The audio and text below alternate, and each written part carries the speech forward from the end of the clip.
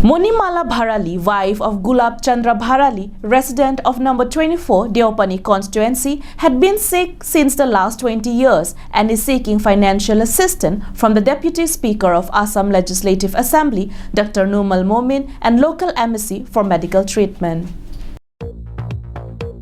Monimala Bharali had been sick and paralyzed since 2000, right after giving birth to her two sons, Anupam Bharali and Ankur Bharali.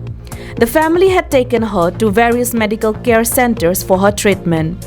They had sold all their assets and properties for her treatment, but there is no sign of recovery till today. Now the family are running out of their savings and they are in great monetary crisis. Therefore, they had to take care of Monimala Bharali at home.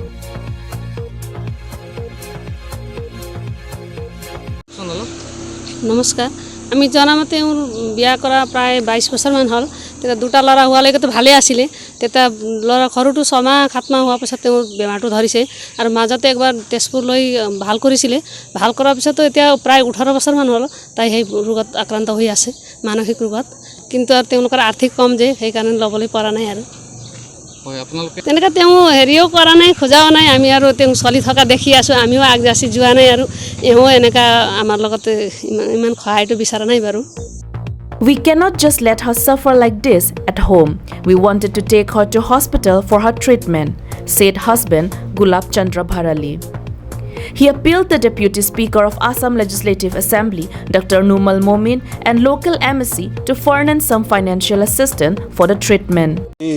মানসিক ৰোগত আজি 20 বছৰ ধৰি আক্ৰান্ত হৈ আছে তাৰ কাৰণে মই বিধানসভাৰ মহোদয়লৈ আৰু আৰচি এৰিয়াৰ স্থানীয় এমডিচিলৈ আমি কাটৰ নোট কৰিছোঁ যাতে কিবা এটা সহায় সহযোগ কৰিব বুলি তাইৰ নাম কি আছে মণিমালা ভৰালী তাই কিমান বছৰ ধৰি আক্ৰান্ত হৈ আছে মানসিক ৰোগত 20 বছৰ ধৰি আক্ৰান্ত হৈ আছে 20 বছৰ ধৰি আপুনি আগতে ক'বাত চিকিৎসা কৰাইছিল টেষ্টপৰ্ট কৰাইছিল আৰু বৰ্তমান সময়ত কিবা চিকিৎসা বৰ্তমান সময়ত এনে দৰৱপাতি আনি খুৱাইছোঁ ইমান হেৰি হোৱা নাই দৰৱপাতি মানে আপুনি ক'ৰ পৰা আনি খুৱাইছে টেষ্টপৰ্ট কৰা